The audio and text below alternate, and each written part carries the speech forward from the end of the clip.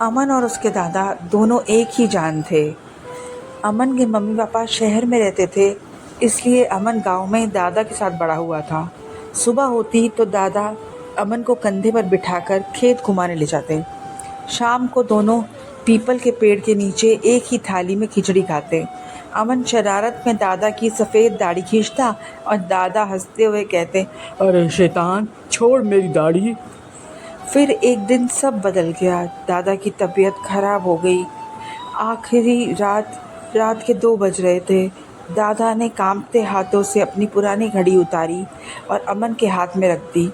बोले, बेटा, मेरा समय पूरा हो गया, ये घड़ी रख ले। अब जब भी अकेला लगे इसे देख लेना, मैं इसी की टिक टिक में मिलूँगा। उसी रात दादा चले गए। उसी दिन से अमन हर रात छत पर जाता, चांद को देखकर रोता और बोलता, चंदा मामा, मेरे दादा कहाँ हैं? कहाँ हो दादा तुम? मुझे बहुत याद सताती है तुम्हारी। फिर एक पूर्णमासी की रात, जब अमन बहुत रो रहा था, अचानक चांद बहुत तेज़ चमकने लगा। चांद की रोशनी में से एक सफ़ेद रोशनी नीचे उतरी और उसमें से एक अप्सरा प्रकट हुई। अप्सरा बोली, बच्चे, तू हर रात क्यों रोता है? अमन बोला, मुझे मेरे दादा से मिलना है, मुझे देखना है वो कहाँ है। अप्सरा बोली, बच्चे, जहाँ तुम्हारे दादा हैं वहाँ इंसान नहीं जा सकता। अमन जिद पर अड़ गया, चाहे कितना भी दुख सहना पड़े मैं सह लूँगा, बस एक बार मेरे दादा को दिखा दो। अप्सरा बोली, ठीक है, मेरा हाथ पकड़ो, पर जो देखो उससे डरना मत। अप्सरा सबसे पहले अमन को नरक में ले गई। चारों तरफ आग ही आग थी। ज़मीन अंगारों से जल रही थी। बड़े बड़े यमदूत हाथों में कौड़े और गरम लोहे के डंडे लेकर लोगों को मार रहे थे।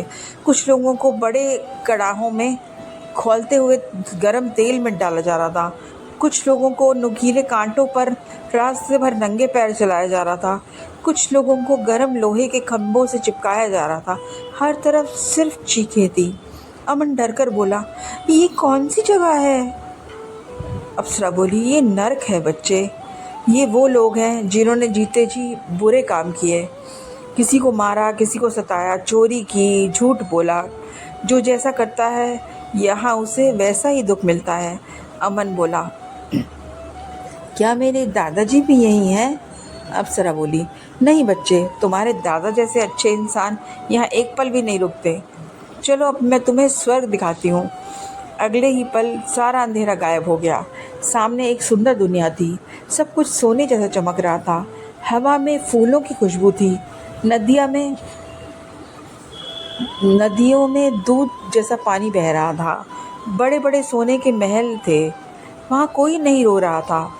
कोई सोने के झूले पे बैठा था, कोई फूलों की बारिश में नाच रहा था। वहाँ ना भूख थी, ना प्यास थी, ना दर्द था, बस ऐशो आराम था।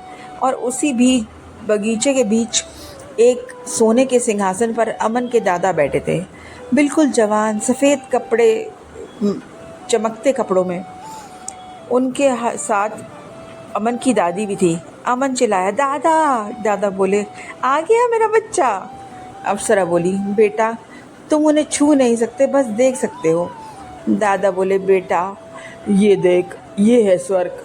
यहाँ वो लोग आते हैं जो जीते जी अच्छे काम करते हैं, जो दूसरों की मदद करते हैं, सच बोलते हैं, माँ बाप की सेवा करते हैं। और जो बुरे काम करता है वो नरक में जाता है, जहाँ तूने अभी देखा।